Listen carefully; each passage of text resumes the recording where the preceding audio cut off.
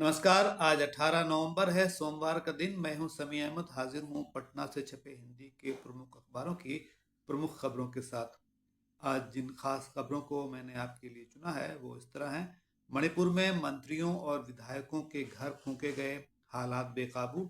NMCH में मृतक की आंख गायब होने के मामले में 2 नर्स निलंबित। महाराष्ट्र में विधानसभा चुनाव के लिए आज खत्म हो रहा है प्रचार। और शिक्षक बहाली TRE 2 का पेपर भी लीक हुआ था। आइए अब इन खबरों को विस्तार से जानते हैं। मणिपुर में हिंसा थमने का नाम नहीं ले रही है। जागरण की सबसे बड़ी खबर के अनुसार उग्र भीड़ ने लगातार दूसरे दिन एक मंत्री समेत 4 विधायकों के घर में आग लगा दी। प्रदर्शनकारियों ने मुख्यमंत्री बीरेन सिंह के पैतृक आवास पर भी हमले की कोशिश की, लेकिन सुरक्षा बलों ने उन्हें नाकाम कर दिया। रविवार से इम्फाल घाटी के 5 जिलों में कर्फ्यू जारी है। मणिपुर के 7 जिलों में इंटरनेट सेवा भी बंद है। हिंसा के मद्देनजर पुलिस ने 23 लोगों को गिरफ्तार किया है। इधर सीआरपीएफ के डायरेक्टर जनरल अनीश दयाल सिंह मणिपुर का दौरा करने वाले हैं। गौरतलब है कि राहत शिविर से लापता महिलाओं और बच्चों के शव मिलने के बाद शनिवार को हिंसा भड़क उठी थी। मैतेई संगठनों का आरोप है कि इनकी हत्या उग्रवादियों ने की है। राज्य में 565 दिनों से हिंसा जारी है। इस बीच सरकार में शामिल एनपीपी यानी नेशनल पीपल्स पार्टी ने समर्थन वापस ले लिया है। उनकी मांग है कि मुख्यमंत्री वीरेंद्र सिंह को हटाया जाए। 60 सीट वाले विधानसभा में एनपीपी के 7 विधायक हैं, जबकि बीजेपी के 37 विधायक हैं। तो गिनती के लिहाज से तो अभी सरकार पर कोई खतरा नहीं है, क्योंकि 31 चाहिए बहुमत के लिए। लेकिन ऐसी खबरें आ रही हैं कि भाजपा विधायक भी इस्तीफा देने की मांग कर रहे हैं, यानी मुख्यमंत्री बीरेंद्र सिंह के इस्तीफा देने की मांग कर रहे हैं। वैसे एनपीपी का कहना है कि सरकार अल्पमत में है और अगर बीरेंद्र सिंह को नहीं हटाया गया तो सरकार गिर सकती है। उधर केंद्रीय गृह मंत्री अमित शाह ने रविवार को वरिष्ठ अधिकारियों के साथ मणिपुर की स्थिति का जायजा लिया। वो महाराष्ट्र के चुनाव में व्यस्त थे। हालांकि अब कहा गया कि उन्होंने चुनाव की रैलियां रद्द की हैं और अब वो मणिपुर की स्थिति पर गौर करने दिल्ली लौटे हैं। आपको पता है कि महाराष्ट्र में जो है 20 नवंबर को चुनाव होने वाला है, तो आज अंतिम दिन था। उससे एक दिन पहले उन्होंने चुनाव की रैली रद्द की है और वापस दिल्ली आए हैं। इधर एनएमसीएच यानी नालंदा मेडिकल कॉलेज अस्पताल की आईसीयू में भर्ती युवक की मौत के बाद उसकी आंख निकाले जाने के मामले में 2 नर्सों को सस्पेंड कर दिया गया है। जिस रात आंख निकाले जाने की घटना हुई, उस रात उन्हीं दोनों नर्सों की ड्यूटी थी। इस मामले में पोस्टमार्टम रिपोर्ट के आधार पर आलमगंज पुलिस भी जांच कर रही है।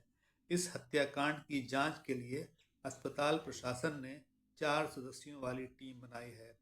दरअसल नालंदा जिले के चिकसौरा थाना क्षेत्र के हुराड़ी गांव के 22 वर्षीय फंटूस कुमार को गोली लगने के बाद 14 नवंबर को इस अस्पताल की आईसीयू में भर्ती कराया गया था। 15 नवंबर की रात उसकी मौत हो गई। रात होने की वजह से पोस्टमार्टम नहीं हुआ। अगले दिन जब परिजन उसकी लाश देखने वहां पहुंचे तो उन्होंने पाया कि उनकी बाईं आंख गायब है। जब उन्होंने इसकी शिकायत की तो अस्पताल प्रशासन का कहना था कि या तो चूहे ने कुतर ली होगी आंख या चोरी हो गई है। अब सीसीटीवी कैमरे से भी ये पता लगाने की कोशिश की जा रही है कि दरअसल आंख किसने निकाली। रिश्तेदारों का आरोप है कि इसमें जो अंग तस्कर गिरोह है उसका हाथ हो सकता है, क्योंकि पास ही एक सर्जिकल ब्लेड मिली थी। और इस मामले में कई राजनीतिक दलों ने सरकार पर निशाना साधते हुए इसकी जांच की मांग की है।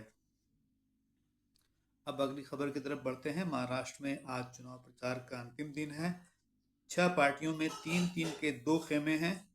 एक में जो अभी सत्तारूढ़ पार्टी है उसमें भारतीय जनता पार्टी, शिवसेना का एक शिंदे गिरोह और नेशनलिस्ट कांग्रेस एनसीपी के एक अजित पवार का गिरोह, यानी ये दो गिरोह और एक पार्टी जो है इसमें शामिल है।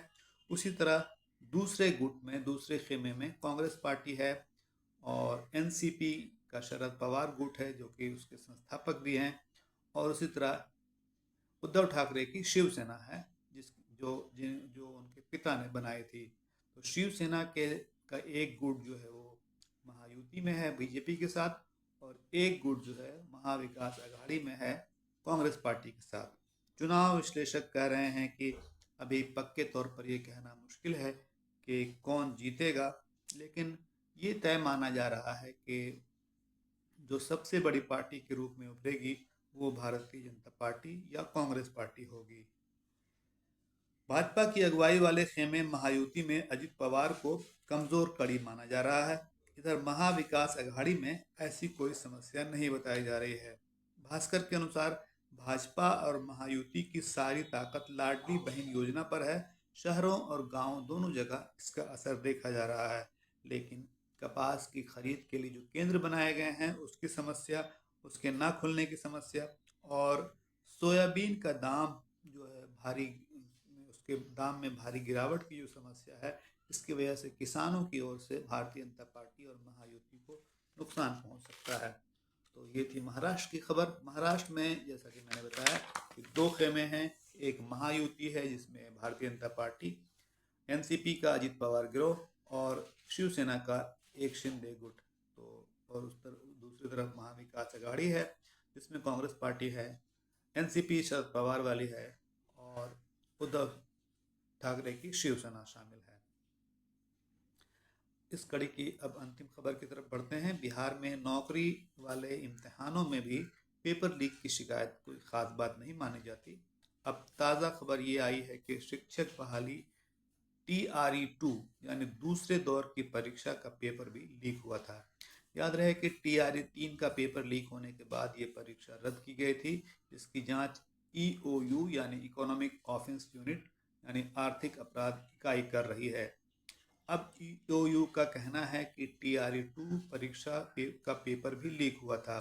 इस परीक्षा में 1,22,000 उम्मीदवार पास हुए थे। EOU ने जो चार्जशीट कोर्ट में दी है उसमें ये बात बताई गई है।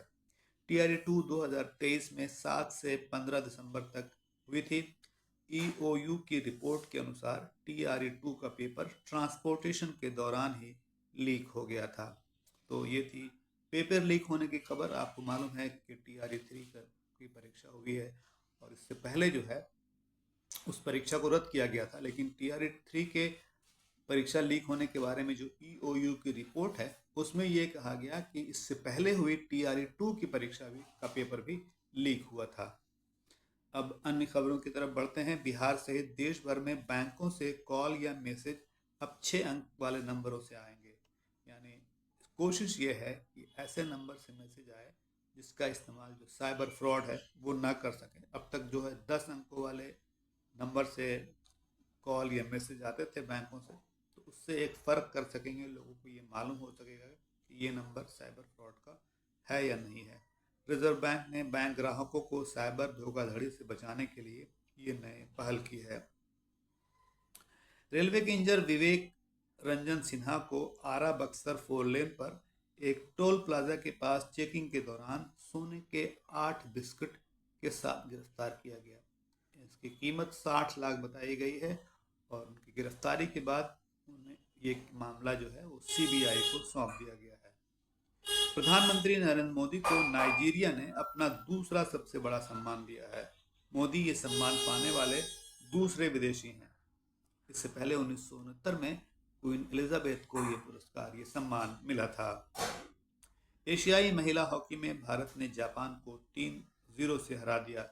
लीग के अपने सभी मैच जीते भारत ने और इसके साथ वो सेमीफाइनल में पहुंचा, जहां उसका मुकाबला एक बार फिर जापान के साथ होगा। उधर दूसरे सेमीफाइनल में चीन का मुकाबला मलेशिया से होगा।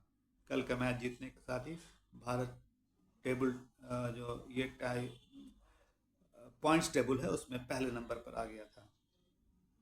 कैलाश गहलोत ये आम आदमी पार्टी की सरकार में मंत्री थे। उन्होंने अब मंत्री पद से और आम आदमी पार्टी से इस्तीफा दे दिया है।